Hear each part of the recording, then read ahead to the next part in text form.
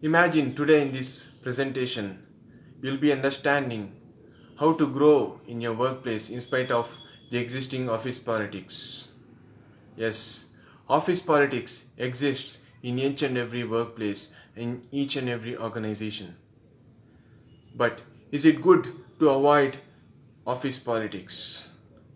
Because if you try to avoid office politics, you'll not be knowing what is happening behind your back, and it can cost you dearly. It can affect your work and your personal life, isn't it? So it is important that you are aware of what is going on in the office, keep abreast of the developments of the workplace, and you have to know what are the office politics going on in your workplace, isn't it? So what do you think of when you heard about the term office politics? Is it backstabbing? It is talking behind the back, spreading malicious rumors, sucking in to right people. Yes, all these things exist in any kind of an organization. If you like it or not like it, these all things are common and can exist in an organization. But it is you who has to decide whether I have to get affected by the office politics or grow into it without getting affected. If you keep focus on your work without getting affected by the office politics, without compromising your values, your core ethics, then it will not affect you, isn't it?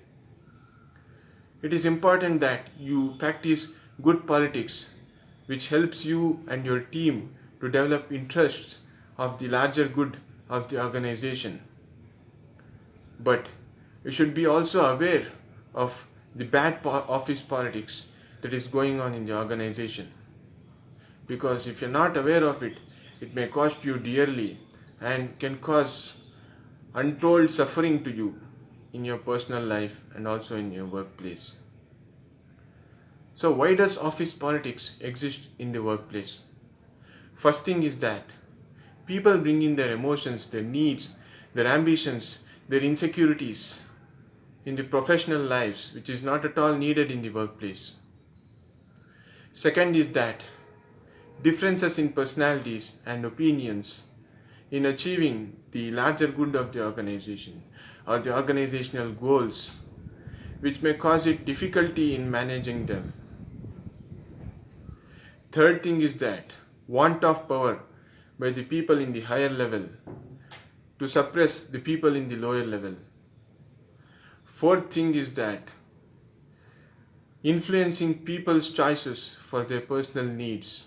And finally, limited resources in the organization can drive the people in the organization, the colleagues, the employees in the organization for their own needs or their ambitions without looking for the larger good of the organization, without looking for the goals of the organization. So, if I have to tell you the tips which are needed for you to grow in the workplace in spite of the existing office politics, the first thing is that you have to observe the organizational chart starting from the higher level to the lower level. You have to see where the power lies. And you have to understand the informal network that exists in the work environment. You have to be a keen observer. You have to see who interacts with whom, who gets along with whom. How do people interact, whether they interact based on their relationship, their friendship, or based out of respect. All these things you have to be observing keenly, because there's a saying that you have to keep your enemy closer than your friend. Because when you keep your enemy closer, then you can watch him closely, each and every step what he takes before making a decision, isn't it?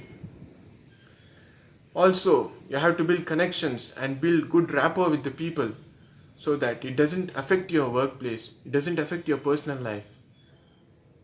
You have to build connections by developing people skills. You have to make most of the network that you have built. And be brave but not naive. And finally, you have to neutralize any office politics existing in the workplace.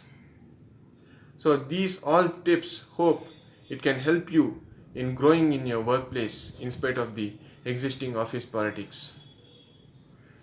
Hope you have a nice time. Hope you enjoyed my talk. Till we meet again, this is Deepak signing out. Have a nice time.